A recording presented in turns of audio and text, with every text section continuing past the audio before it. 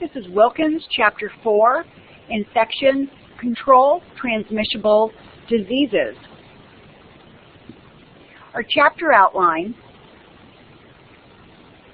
we will discuss the standard precautions, which we all know because we've been practicing them in clinic, as well as the microorganisms of the oral cavity, the infectious process, pathogens transmissible from the oral cavity.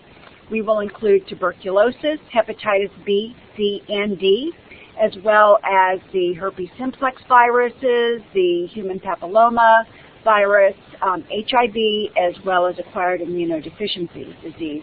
Finally, we will discuss MRSA, the methicillin-resistant Staphylococcus aureus, and that's making all the headlines these days.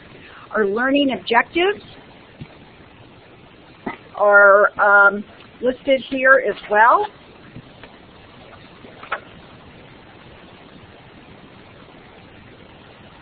Review the keywords on box 4-1. You need to have an understanding of these in order to be able to understand what the literature is talking about. And you will be responsible to know what these words are, not only for a test, but as well as using them in a clinical setting, as in clinic. So let's talk just a little bit about standard precautions. As you know, the standard precaution, the definition, it represents a standard of care that protects dental health care providers as well as their patients from pathogens that can be spread by blood or any other body fluid, excretion, or secretion. And this applies to all patients, and it applies to contact with the following: blood, all body fluids, secretions, and excretions, except for sweat, regardless of whether they contain blood or not, non-intact or broken skin, mucous membranes, as well as additional transmission-based. The precautions, we want to be careful of the droplets, respiratory and mucous membranes, contact transmitted through airborne droplets such as sneezing and coughing. Examples could be Mycobacterium tuberculosis, influenza virus, chickenpox virus, as well as contact precautions. We want to reduce the risk of transmission of microorganisms and specific diseases by direct skin or indirect contact. Examples can be the vancomycin-resistant enterococci, the methicillin-resistant Staphylococcus aureus, that MRSA, as well as airborne precautions. We want to reduce the risk of airborne transmission of infectious disease agents by the droplet nuclei. So we need to go over some of the infection potential. So intact mucous membranes of the oral cavity provide some protection against infection. There's pathogenic or disease-producing, potentially pathogenic, as well as non-pathogenic microorganisms that may be present in the oral cavity of each and every one of our patients. And patients can be carriers as well of certain diseases, but show no signs or symptoms. So pathogenic microorganisms may be transient. And inadvertent transmission to subsequent susceptible patients or to dental personnel can occur because of inappropriate workplace practices, such as careless hand washing, unhygienic personal habits, inadequate sterilization or handling of sterile instruments as well as materials.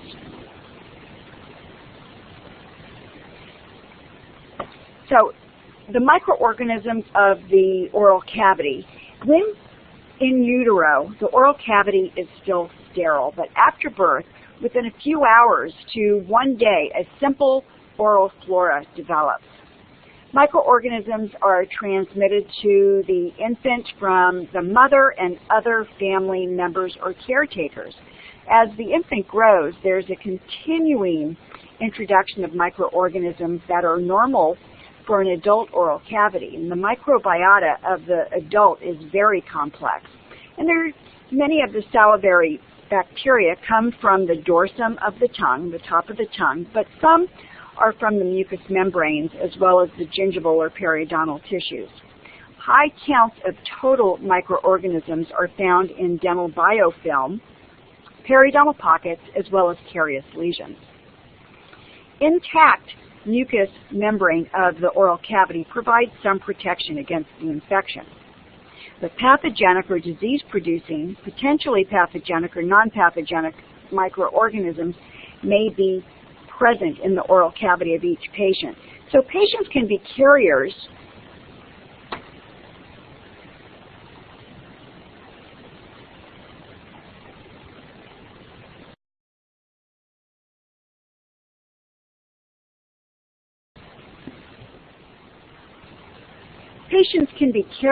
of certain diseases and really show no signs or symptoms. The pathogenic microorganisms, like I said, can be transient.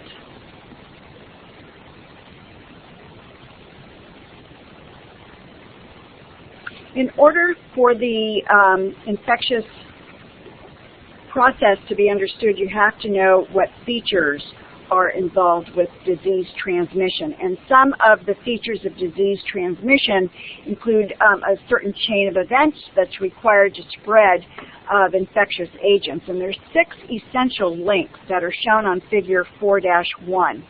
And we're going to talk just briefly about them here. An infectious agent, you've got the invading microorganisms such as bacterium, virus, fungus, protozoa, other things, and each organism has its own specific reaction to an infected host. You have a reservoir, and that's where the invading microorganisms live and multiply. An infectious agent has its own essential environment, which may be inanimate matter, an insect, or human cells or blood. For example, soil is the reservoir for Clostridium tetani, and humans are reservoirs for the herpetic infections. You also need a port of exit or a mode of escape from that reservoir. Organisms exit through various body systems, such as the respiratory tract or through skin lesions. They need to escape from the bloodstream, and they may be through skin abrasions, hypodermic needles, or dental procedures. They also need a mode of transmission, and they may be direct, person-to-person, or indirect by way of inadvertent transmission, or to subsequent susceptible patients or dental personnel that may occur because of inappropriate work practices. Cross-contamination is also big, and that's where the spread of microorganisms from one source to another, person to person, or person to an inanimate object, and then to another person can occur. So recognition of the possible transfer of infection in a dental practice or clinic provides the basis for planning the system of disinfection, sterilization, and management of the instruments as well as equipment. Transmission by droplet can also be had. Droplets may pass through indirectly to hands or an inanimate object or be transferred indirectly to susceptible hosts. So a port of entry or a mode of entry of the infection agent into a new host. The modes of entry may be similar to the modes of escape. Examples: respiratory tract, eyes, mucous membranes, needle stick, rake, and skin. You need a susceptible host that does not have immunity to the invading infectious agent. So a heart valve may be defective because of congenital or acquired conditions. An example, a valve may be susceptible to infective endocarditis resulting from bacteremia created during the dental or dental hygiene instrumentation. Then you have airborne infections and dust-borne organisms. Clostridium tetani, which is the tetanus bacillus, as well as enteric bacteria are among the microorganisms that can travel in the dust brought in from outside and move in and about the dental treatment areas.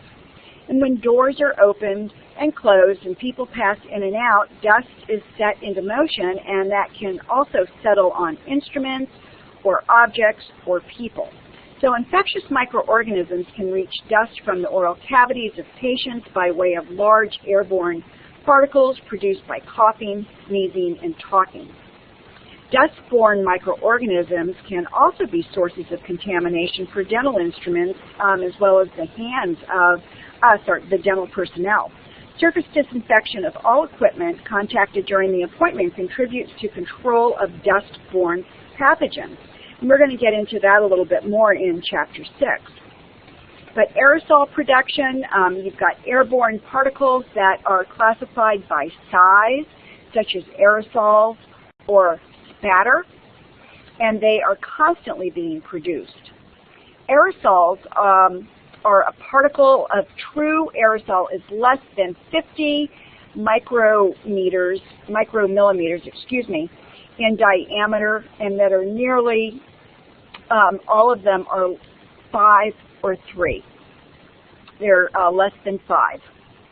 Aerosols are biologic contaminants that occur in solid or liquid form. They're invisible, and they can remain suspended in the air for very long periods of time before they settle. Now, aerosols, sometimes called droplets, are more than 5 micromillimeters or smaller, may have been breathed deep into the lungs. Larger particles get trapped higher in the respiratory tree. Tiny particles may contain respiratory disease-producing organisms or traces of mercury or amalgam that collect in the lungs because they're not biodegradable. Then we have spatter, and they're the biggest ones. They're heavier, larger particles that remain airborne relatively short period of time because of their size and weight, then drop or spatter on objects, people, or the floor. Spatter is composed of particles greater than 50 micromillimeters in diameter and usually fall within 2 feet of origin. Spatter can be visible, particularly after it's landed on the skin, hair, clothing, or environmental surfaces where gross contamination can result. Spatter can also come in direct contact with the mucous membranes of the eyes, nose, and mouth. Now, for the origin of spatter, it's produced during all intraoral procedures, including examination and treatment. When produced by air spray, water spray, handpiece activity, air polishing, or ultrasonic scaling, the number of aerosols increases to tremendous proportions. What's the contents of these spatters? Microorganisms. An aerosol may contain a single organism or a clump of microorganisms adhered to a dust or debris particle contained within the liquid droplet. Particles from the oral cavity as well. You've got tooth fragments, microorganisms from saliva, biofilm, the oropharynx, and that can be an intermediate vehicle such as contaminated hands or a hypodermic needle. Transmission via droplet may be direct from the respiratory tract from one person to the oral cavity of the receiving host. So droplets can pass indirectly from hands or inanimate objects can be transferred indirectly to susceptible hosts. You need a port of entry. Like I said, you need a mode of entry, you need a susceptible host, all of those. Now let's go back to spatter. We've got the ultrasonic scaling. We use that as hygienists a lot. Many microorganisms found in the aerosols from ultrasonic scalers include Streptococcus aureus, Strep albus, Pyogenesis, Streptococcus viridans, Lactobacilli, Actomyces, pneumococci. There's lots and lots of bugs in our mouth that we aerosolize when we use the ultrasonic scaler. There's also viruses that can spread by the ultrasonic instrument. The bacteria-laden aerosols and spatter are in greater concentration close to the site of instrumentation, and the quality decreases and quantity decreases with distance. But think about where you are as the clinician. You are right in that line of fire. Aerosols travel with air currents and may move from room to room. So gone are the days where we set up the night before and all we need to do is flip a switch when we go in the morning. Everything is disinfected before we go home, then things are disinfected in the morning before we set up again. But things can be contained. And airborne infection can be controlled by the elimination or limitation of microorganisms at the source. So we want to interrupt transmission. We want protection of the potentially susceptible recipient. We need to carefully monitor procedures for all patients with or without a known serious communicable disease. That's standard precautions. One of the things we do is use a pre-procedural oral hygiene measure.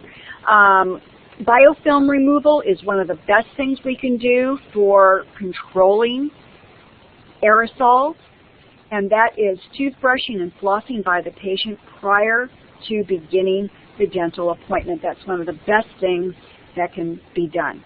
If that can't happen, then the use of an antiseptic or antimicrobial mouth rinse can reduce the numbers of bacteria contained in aerosols, and we have that readily available in each of our clinics, be it chlorhexidine or Listerine. Those are the two most popular ones that are used.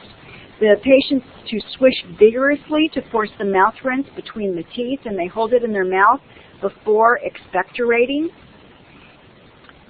So that is interruption step number 1. Also, you can use a rubber dam as well as high volume evacuation for sealants and those type of things. You can use manual instrumentation as much as possible instead of ultrasonic or the water power instruments. There can be an installation of air-controlled methods such as supply adequate ventilation, filtration, and relative humidity in the operatory area. And at the MEC, we have UV lighting around the ceiling every few feet to also help disinfect, so to speak, the air. We want to employ vacuum cleaning to remove dirt and microorganisms rather than dust-arousing housekeeping methods. The cleaner needs to have a filter. We also want clean water. We want to use water that meets the EPA, the Environmental Protection Agency, regulatory standards for drinking water. And that means it needs to be 500 colony-forming units, CFUs, per milliliter. That means our water lines need to be flushed for at least 20 to 30 seconds between patients during the day to reduce contamination. We're also going to be flushing our dental water lines at the beginning of the day for a good, how long? 2 minutes? Additional methods to prevent and treat dental waterline biofilm are needed to assure treatment water quality. So there can be self-contained water systems. A lot of units will have bottles that they use distilled water with. At MEC, we have inline water filters, and those just need to be changed once a year. Anti-retraction devices to prevent backflow of our air-water syringe also, and that's pretty much standard equipment. Then we want protection of the clinician, and that's the proper use of PPE that we discussed in Chapter 5, and protection for the patient. So the patient will always be wearing protective eyewear to prevent direct spatter and aerosols from entering the eyes. And of course, at all times, we're trying to maintain infection control protocols. So you're going to see the hygiene faculty get on you if you are leaving your area, for example, with your gloves on, whether they're clean or not. The perception is what we're going after. Also, we have overgloves. If you're going to have gloves on, we want you to be wearing the overgloves if you're leaving your clinical area. You are going to be seeing this chain of disease transmission in a couple of your courses, but just take a look at it. This has everything very succinctly. You've got your infectious agent up on top. bacteria, fungi, viruses, protozoa. You've got your reservoir, your port of exit, your transmission, then your port of entry, as well as a susceptible host. So you can break that chain of events anywhere. For example, infectious agent, you can see here, standard precautions will break it. For reservoir, health immunizations of the dental team, again, standard precautions. Port of exit, standard precautions and waste disposal. Transmission, standard precautions and control of aerosols. Port of entry, standard precautions as well as immunizations. And susceptible host, standard precautions again, and treatment of secondary infections. So you can see how critical standard precautions is. So there are pathogens that are transmissible, from the oral cavity. And selected pathogens can be transient by way of the oral cavity and their disease manifestations, the mode of transfer, as well as the incubation and communicability periods. And that's all found on Table 4.1. So pathogens are often present within the oral cavity without producing any signs or symptoms, a fact of particular importance to the total consideration of prevention of disease transmission. So TB, tuberculosis, you've got your viral hepatitis, herpetic infections, and acquired immunodeficiency syndrome, which is the HIV and AIDS, are included in this chapter because of the special problems they create in personal as well as patient care. So we're first going to talk a little bit about tuberculosis. And you are going to get more of this in pathology next semester. This is giving you a brief overview of what you need to know before you start working with patients, however. So tuberculosis, the transmission is inhalation. Tuberculosis is contracted when a vulnerable person inhales aerosolized droplet nuclei containing the TB from sputum and saliva of an infected individual during coughing, sneezing, speaking, or singing. The use of ultrasonic, air polishing, and other hand pieces and air water spray creates aerosols that can carry the TB. Droplet nuclei are small enough to pass through over 95% bacterial filtration efficiency that's required for standard surgical masks and may remain suspended in the air for hours. So standard precautions may be insufficient to protect the dental health care provider from the transmission of TB in the healthcare setting. It's pretty scary, but as we go on, we will be able to rule out. You'll know what patients to dismiss from your chair. But airborne infection isolation measures are necessary, and the National Institute of Occupational Safety and Health has certain precautions. So factors affecting the transmission of TB, one is the degree to which the infected person produces the infectious droplets. Is it a little bit or a lot? The amount and duration of exposure, as well as the susceptibility of the recipient. Some patients are more contagious than others. Maximum communicability is usually just before the disease is diagnosed, so the person may have a severe cough or other respiratory symptoms and not even know how sick they are. The areas of infection are primarily the lungs. Extrapulmonary TB is tuberculosis. Bacillus also infects the lymph nodes, the meninges, the kidneys, bone, skin, and oral cavity. So there's chapter 65 and 66 that will go into more detail with that. There's also a TB ulcer that you can get on your tongue, for example. Clinical management. This is from the CDC Centers of Disease Control and Prevention. Include the following. One is risk assessment, conducted annually. Dental health care providers are screening all newly employed dental health care providers for latent TB infection and TB disease. A baseline 2-step tuberculin skin test followed by annual TST is recommended. So you might have needed the 2-step to get into the dental hygiene program, but if you had had previous TB tests, you might not have needed the 2-step. So I have never had the 2-step, but I've been getting annual TB tests for 40 years. So I will never need the 2-step, let's put it that way, even to go work into the hospital and that type of thing. If I had never had a TB test before, then yes, I would need the 2-step. So it's whatever you needed to do to get into the program. Next year you will just need the single step. But it's advised to get it done every year, and you will need one done next year as well.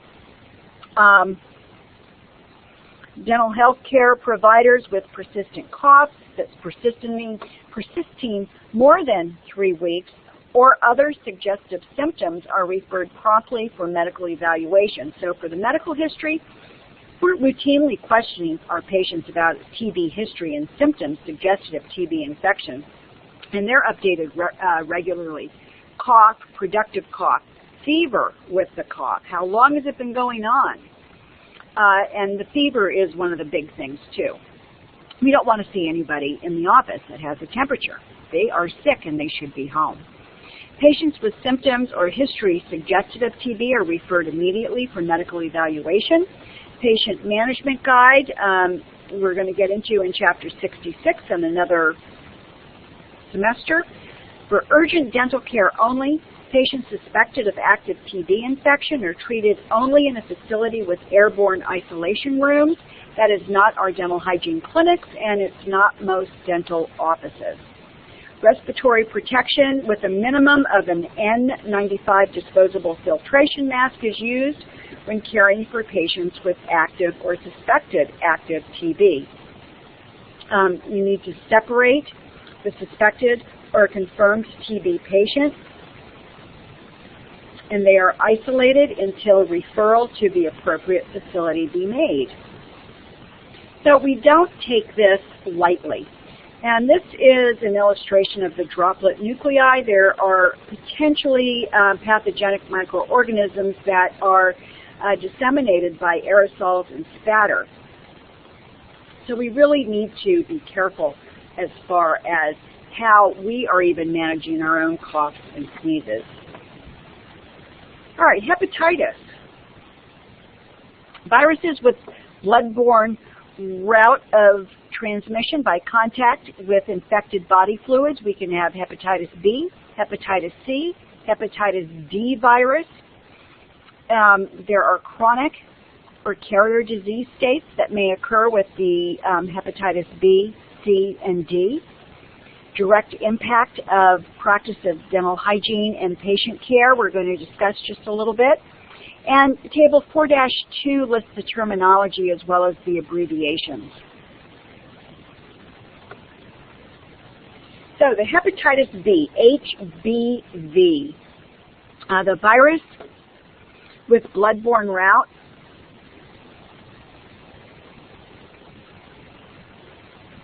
We've got our hepatitis B, which is a serous, endemic worldwide disease.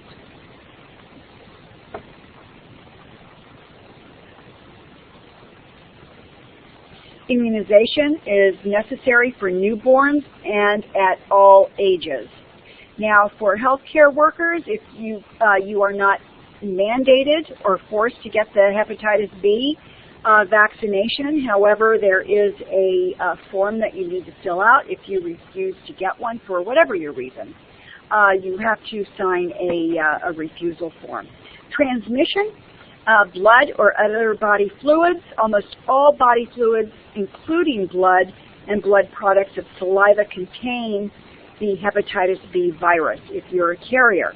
No transmission of hepatitis B virus infection has been shown to be linked with saliva alone. That's been documented without blood being part of it. Transmission of the HBV can occur from inanimate objects that have been exposed. Inanimate objects. Think about things that you're touching. Mode of transmission. transmitted through percutaneous or perimucosal exposure. Percutaneous includes intravenous, intramuscular, and subcutaneous. Accidents with needle sticks or other sharp instruments, exchanging contaminated needles, syringes, and other IV drug paraphernalia, sexual exposure, infection from blood transfusions and blood products is rare right now because since 1985, the blood has been tested for hepatitis B. The perinatal transmission, this is from mother to baby. Maternal transmission of the HBV to the fetus is efficient and not rare. HBV-infected mothers test positive for both hepatitis and antigen and hepatitis B antigen, are at high risk for infants to be infected and become chronic carriers, and this can lead to chronic liver disease and cancer of the liver later in life. So pregnant women are screened.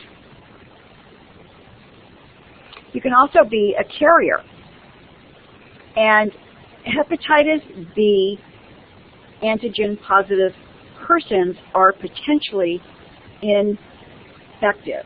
All right? They're chronically infected individuals, and they vary in infectivity depending on how much they have in their system. So a chronic carrier of hepatitis B virus is an individual with the positive serological results in the blood on at least 2 occasions at least 6 months apart. These type of people cannot give blood. So that is one of the things that they test for. Protective immunity follows infection if antibodies develop to the hepatitis B surface antigen. The antibody may be present, although unknown, whether immunity was acquired following subclinical or otherwise unrecognized cases of the hepatitis B. Prevention. The hepatitis B virus causes serious illness, including acute chronic hepatitis, cirrhosis, and liver cancer, and sometimes leading to disability and death. Hepatitis B is a critical occupational hazard for dental personnel because of our close association with potentially infected body fluids with our patients. So every healthcare individual should have immunization so that the possibilities of the disease acquisition and transmitted can be minimized. Preventive methods. Universal immunizations of infants and children to be accomplished during routine healthcare visits. Immunizations of adolescents as well as adults, particularly those at high risk. Eventually, as the universal vaccination of children continues, adult requirements will be lessened. Enforce blood bank control measures. Screening for donors, reject individuals with a history of viral hepatitis, drug addiction, other things, tattoos even. When you try and give blood, they ask you if you've had a recent tattoo. Have you traveled to certain areas of the world? They ask very specific questions. Strict testing for all donated blood needs to be enforced. And again, immunizations have been available since 1982 for pre-exposure as well as post-exposure prophylaxis. All vaccines act to stimulate antibodies as well as convey immunity.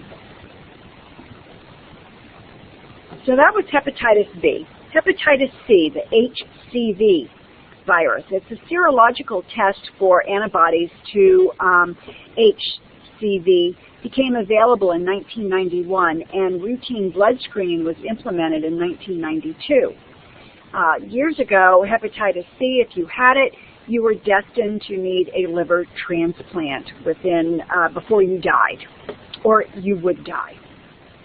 Hepatitis C is primarily transmitted parenterally and other modes similar to hepatitis B. Transmission rarely occurs from mucous membrane exposures to blood, and no transmission has been documented from intact or non-intact skin exposures to blood. Environmental contamination with blood containing hepatitis C is not a significant risk for transmission in the healthcare setting. Prevention, education, and behavior modification is essential since no vaccine is available for hepatitis C. Strict attention to standard infection control procedures, as well as measures recommended for hepatitis B, can also be implemented to hepatitis C. Now, for hepatitis C, they are recommending that anybody who is a baby boomer get a blood test to see if they've been exposed to hepatitis C or have hepatitis C, because now they do have treatment for it, and that's exciting news. There's also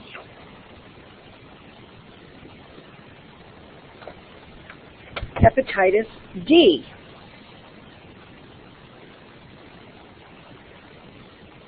That is the Delta hepatitis virus, also called the Delta agent, and it cannot be infection except in the presence of hepatitis B infection. So you have to have had hepatitis B in order to have hepatitis D. Does that make sense? One goes with the other. You can't just have hepatitis D. Delta infection is superimposed over the hepatitis B carriers. It occurs primarily in persons who have had multiple exposures to hepatitis B virus, patients with hemophilia, IV drug users, for example. For the prevention, all measures to prevent hepatitis B will also help control the hepatitis D or Delta virus. Delta infection, again, is superimposed over hepatitis B, and that's the main thing you need to know about that. So then we've got our herpes viruses, and we're going to get into herpes a little bit more in subsequent chapters. But the herpes viruses are endemic worldwide, with over 95% of the adult population infected. Each virus causes a wide variety of disease entities that are highly infectious. Herpes virus diseases are significant in public health because of the lack of effective therapeutics and vaccines. Of the many identified herpes viruses, the 8 major types are known to infect humans are listed on Table 4.3 with abbreviations in some of the infections they cause. So be familiar with Table 4.3. So what are some of the general characteristics? Herpes viruses produce diseases with latent, recurrent, and sometimes malignant tendencies. For example, the herpes simplex virus, type 2, has been implicated with cervical cancer, herpes simplex virus type 1 with oral cancer, and Epstein-Barr virus has been implicated with various types of cancer. So herpes viruses travel along sensory nerve pathways to specific ganglia where they can remain latent for periods of time and reactivated to produce recurrent infections after certain stimuli or when the body's immunity is significantly lowered. So herpes simplex virus 1 travels to the trigeminal ganglion, the trigeminal nerve. That's on figure 4.3. The herpes simplex virus 2 goes to the thoracic, lumbar, and sacral dorsal root ganglia, versus the varicella-zoster virus travels to the sensory ganglia of the vagal, spinal, as well as cranial nerves. Immunosuppressed patients have more frequent and severe herpes infections. Herpes viruses are among the opportunistic organisms in HIV as well as AIDS. Human herpes viruses, HHV, human herpes viruses occur in periodontal pockets with relatively high prevalence. So herpes virus positive periodontitis lesions involving the cytomegalovirus, Epstein-Barr virus, and other herpes viruses have higher levels of periodontal pathogenic bacteria. And an association exists between active infection of the cytomegalovirus and Epstein-Barr and dual infection with these, as well as periodontitis. The human herpes viruses, 1, 6, and 7, and 8, have also been detected in periodontal lesions. So it's not just things affecting the mouth and mucosa, there are also pathogens located in the periodontal pockets. The terminology may be a problem, so some patients may refer them as fever blisters or cold sores and may need to be used to ensure the patient really understands what we're asking of them. Have they ever had these, as well as for patient management and to reduce alarm from the patients. We don't want to make them self-conscious in any way, and we need to be non-judgmental at all times. We may need to postpone appointments with the patient with an active lesion because these lesions can spread, not only spread within the same patient, but they are in the air, and we don't want other people being infected. So the clinic policy is if there is a herpetic lesion, we will dismiss the patient. We need to explain the contagious nature of the disease and limit personal contact with others while the lesion is active, especially with saliva transfer. Stress the importance of meticulous hygiene. With these herpes viruses, there's oftentimes a prodromal stage that can be the most infectious time, and that is when they have a little bit of a tingling. They know something's coming. That's the prodromal stage. There's also something called auto-inoculation that's possible from instrumentation that can splash viruses onto the patient's eyes or extend the lesion to the nose. Irritation to the lesions can also prolong the course of the lesion and increase the severity of infection. So again, we don't want to make things worse, so we dismiss the patient. Now this is a very good, this is the table 4-3. That has pretty much everything you need to know. But look at all the different herpes viruses. There's 1 through 8. Number 8 is the Kaposi sarcoma, and that is really related now to the AIDS patients.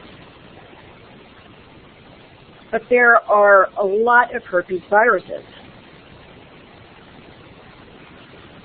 Herpes simplex 1 is widespread and estimated again that 95% of the adult population has been exposed to the virus. There are antibodies also produced that don't guarantee immunity to recurrent herpes. The cellular epithelium can serve as a reservoir for a lot of these viruses. When you have herpes simplex 1, one of the first symptoms you have before the fever blister occurs is primary herpetic gingivostomatitis. And in many cases, this primary infection is asymptomatic or mild or isolated to marginal and attached gingiva. They're just tiny little vesicles in the mouth. Most people that get these are young. They're toddlers, young kids. Acute herpetic gingivostomatitis is most common pattern of symptomatic primary herpetic infection. You can have a full-blown herpetic gingivostomatitis that presents with vesicles and lesions and very widespread. When the clinical disease is evidenced, the gingivostomatitis as well as pharyngitis are most commonly the manifestations that you're going to see. But there's also fever, general malaise, they don't feel good, pain that can interfere with the ability to eat, as well as lymphadenopathy, swollen lymph nodes that can be there for 2 up to 7 days. Painful oral vesicular lesions, again, it can be from mild to debilitating. A patient can be a subclinical carrier, and reactivation can lead to those classic fever blisters or cold sores. Fever blister, cold sore, you've got your herpes labialis, which is the cold sore fever blister type. It's on the lip. Both can be either herpes simplex 1 or herpes simplex 2, which causes genital and oral facial infections that can't be distinguished clinically, although they're antigenically different. They're different viruses, but by looking at them, we don't know which one it is. Herpes simplex 1 is spread predominantly through infected lesions in the oral as well as ocular areas, and is found in mucous membranes and skin above the waist. Excuse me. Recurrent herpes simplex virus can be symptomatic lesions are common and can occur at or near primary lesions at the vermilion border of the lower lip. Triggers can include trauma, stress, sunlight is a big trigger, and other conditions that the patient might be aware of. Dental and dental hygiene appointments can increase emotional stress. There could be trauma during a dental appointment, and that oral trauma can trigger that herpes simplex virus. But usually 6 to 24 hours prior to the lesion appearing, there's a pain or burning or slight stinging or sensation of localized warmth around the epithelium with some slight swelling, and that's called the prodromal symptom. A group of vesicles forms, little white pussy pimples, eventually ruptures and crusting follows. Healing may take up to 10 days. If the lesions are infectious, the shedding of the virus can lead to auto-infection of the eye and other mucous membranes. The hands, the virus can get on the hands and be transmitted to anywhere. There's something called herpetic whitlow, and that is the herpes simplex infection on the fingers, most frequently around the fingernail. Whitlow was common with dental health care providers before wearing gloves were a requirement and standard precautions were utilized. Ocular herpes is not uncommon either. It's in the eye. It can be either herpes simplex virus 1 or 2. Transmission can occur from splashing saliva or other body fluid from the lesion directly into an unprotected eye. So our patients are always wearing safety glasses, as we are. Then there is the herpes simplex virus 2. Neonatal herpes is a serious disease that can cause delayed mental development, blindness, neurological problems, and death to the newborn. So this is very serious. Antiviral therapy can suppress the herpes simplex virus 2 lesions. There's herpes, herpes zoster, that's the varicella, chickenpox, and shingles is the zoster, or caused by the same virus. Chickenpox is the primary infection and latency occurring, and then the shingles is after that. Chickenpox is an extremely contagious childhood disease. Transmission occurs by respiratory droplets as well as direct skin contact with articles soiled by the discharges of the vesicles and the respiratory tract. Chickenpox can be a life-threatening condition in children who are immunosuppressed. They now have a vaccine that was developed in 1995 and has reduced the reported infections. Now then there's shingles, or the herpes zoster. The chickenpox virus leaves a lasting immunity to chickenpox, but the herpes zoster virus remains in the dorsal root ganglia, and that can be reactivated in adulthood. And it can result from immunosuppression, from drug therapy, from stress. Lifelong risks are the elderly, as well as immunocompromised people. The live attenuated herpes zoster vaccine, they do have Zostavax, other vaccinations that can be given if you've had chickenpox, there is a vaccine for the shingles. Then we have infectious mononucleosis.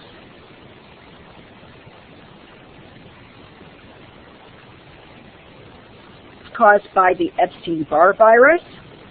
Prevention, minimum contact with saliva by frequent hand washing.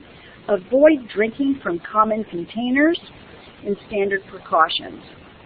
This mono is the college disease now. I haven't been increasing the slides, have I?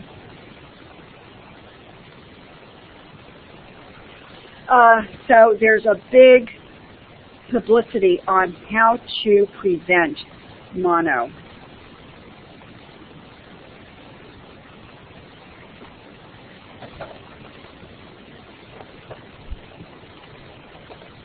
Okay, so let's go on. We've got the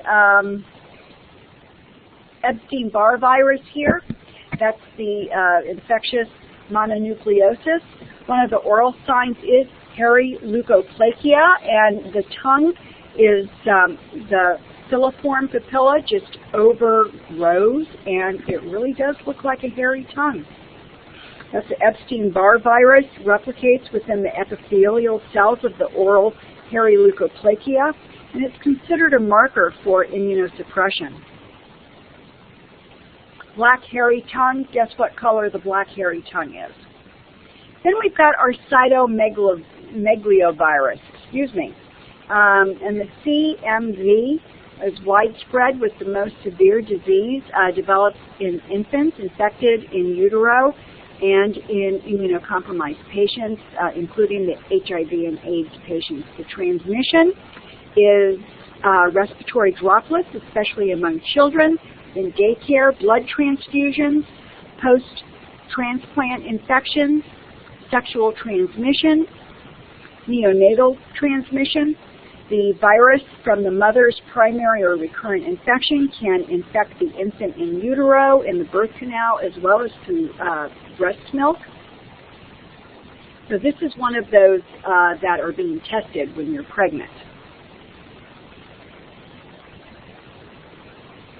Then we have HHV6, the herpes lymphotropic virus, and its widespread distribution among humans. The prevalence is close to 90% by age 5 in the United States, and it's classified as HHV6A or 6B. Now, 6A is generally associated with lymphoproliferative disorders and central nervous system disorders, as well as with immunocompromised patients. 6B is related to Rosella, and the clinical manifestation presents in children ages 6 months to 2 years. It's commonly isolated in the saliva through respiratory droplets, and that's about all you need to know about those. Then we have HHV7, and it's closely related to 6. Reactivation of the latent infection is common in immunocompromised patients. Very common in childhood. It's usually asymptomatic. Gingival tissues may serve as a reservoir for HHV7. There's a high prevalence of HHV7 was detected in both periodontal disease and healthy gingival tissues. Then we've got human virus 8, okay, and that's the Kaposi sarcoma-related herpes virus. Kaposi sarcoma-related herpes virus, it's a human herpes virus. It's 1 to 5% in the United States.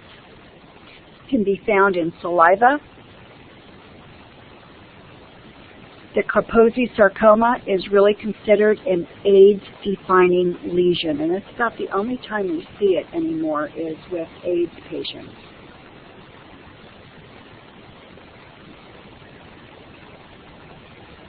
Human papilloma virus, HPV, has been in the news, it's been in the ads, it's a big topic. for discussion as well as vaccinations right now and testing, but there are over 100 types of HPV, human papillomaviruses, and it's the most commonly transmitted infection. There are 40 types of HPV that can infect the genital area of both men and women. These HPVs can also infect the mouth as well as the throat. Now, types 16 and 18 are the ones that cause 70% of cervical cancers, and they're also associated with genital cancers and anogenital cancers in men and women, and some oropharyngeal cancers. 90% of genital warts cases are caused by type 6 and 11. So there's HPV testing that offices are doing now, dental offices. There are vaccines for certain types that are a 3-dose vaccination against the high-risk ones, 6, 11, 16, and 18. So the CDCP recommends vaccination for girls and boys aged 11 or 12, and for males and females aged 13 to 26.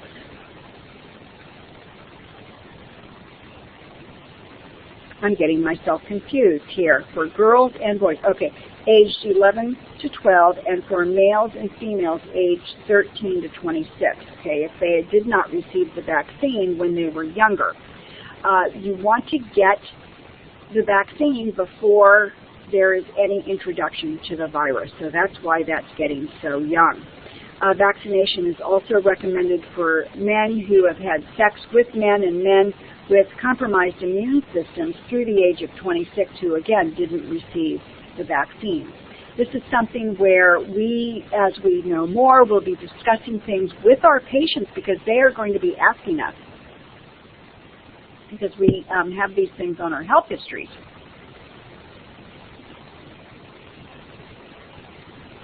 AIDS, HIV, is a severe pandemic disease caused by infection with the human immunodeficiency virus. HIV was first recognized in 1981 as a cluster of diseases that were characterized by a loss of cellular immunity. The major types of HIV are HIV 1 and 2. 1 is more prevalent in the United States and Europe, and it's been extensively researched and is the primary focus that we're going to talk about. HIV 2 was isolated in West Africa and later in Europe and North America, and has been shown to have similar characteristics to the HIV 1. But the HIV diseases are slow, progressive, and often lethal diseases with the ability to persist within cells such as our macrophages for long periods of time.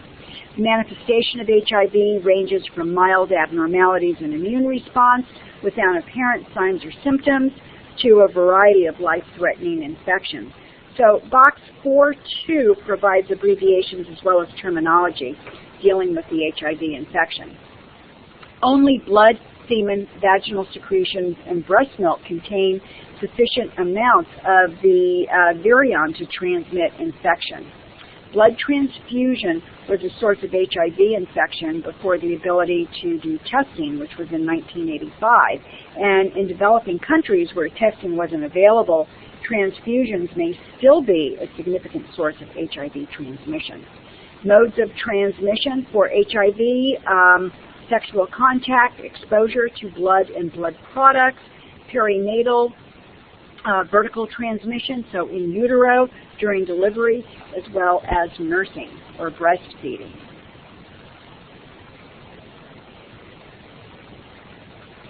Serological tests for the antibodies of HIV has been commercially available since 1985. There's something called EIA or ELISA, enzyme-linked immunosuppressant assay is the most commonly used screening test, and this ELISA is also something that is being used to screen for periodontitis as well. Certain pathogens. So a new test for HIV laboratory testing can really detect acute HIV infection. We want to know what this count of the T helper cells, the CD4, or the percent is the most useful marker for us. So this is one of our things that we require is, when we have an HIV or AIDS patient in the clinic, is we have to have a medical clearance, because we want to know that they are healthy enough to withstand the bacteremia that we are going to be producing by cleaning their teeth and doing even assessment procedures. Detection of the antibody in the blood or seroconversion occurs within 6 weeks to 6 months after exposure to the HIV virus, and the presence of the antibody indicates HIV infection. So if there is an exposure in the clinic or in the work setting, the first thing you do is you go get your blood tested that day. Because if you do have the HIV antibodies in your system, that means you were previously exposed. It didn't happen from that exposure. But you get an exposure, you then get tested, it's negative, then you have to wait for up to 6 months to then get retested to see if it shows up in your blood. So it's not just a one-time deal. But again, if there's an exposure and you go get tested that day and you test positive, it did not come from that exposure. Incubation period from establishment of infection to the appearance of symptoms can be 15 years or longer these days. CDT lymphocytes must be more than 500. Within 2 to 3 weeks of infection, there's often flu-like symptoms. The late-stage diseases, we oftentimes don't see patients in the late stages because they're sick, but that is when the CDT cell count falls below 200. So we do want to know what the CDT count is.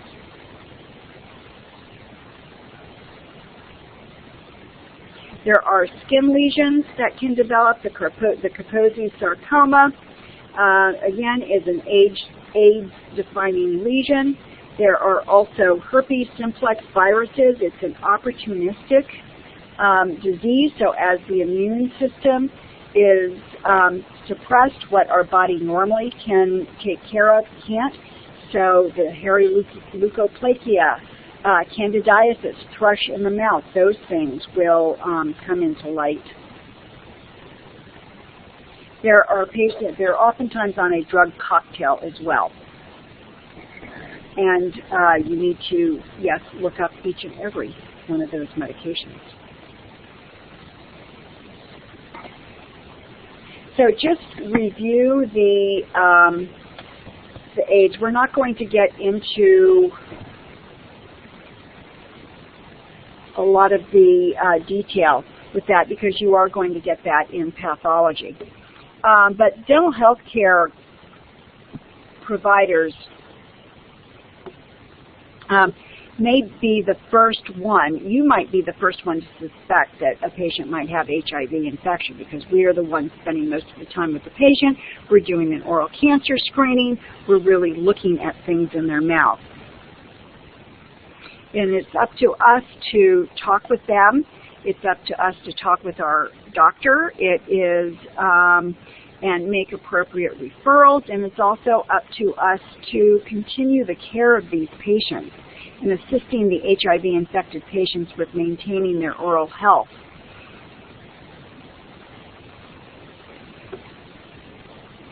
We cannot discriminate, and we must be non-judgmental. All right, MRSA, methicillin-resistant Staphylococcus aureus. This is a deadly, frightening situation. MRSA is a strain resistant to many antibiotic therapies. MRSA infections are difficult to treat and can be endemic in hospitals and other institutions like nursing homes. It's associated with acute osteomyelitis, bacteremia, septicemia, cellulitis, conjunctivitis, pneumonia, and toxic shock syndrome. Infections can spread by direct contact as well as indirect by skin, scales, formites, equipment, and the environment. The incubation period is 4 to 10 days, and the person will remain infectious as long as the infection persists. Risk factors for acquisition of MRSA include prolonged hospital stays, that seems to be the big one right now, intensive care, prolonged antimicrobial therapy, and certain surgical procedures. So it's important that we do a thorough medical history on all of our patients. And if the patient is under treatment for an infectious condition, we need to note that in the patient's chart. We need to know the medications and the possible adverse effects, as well as the effects on the oral cavity. We need to record all consultations that we've made with specialists, and when the patient's not being treated, we need to record referral as well as the purpose for that referral.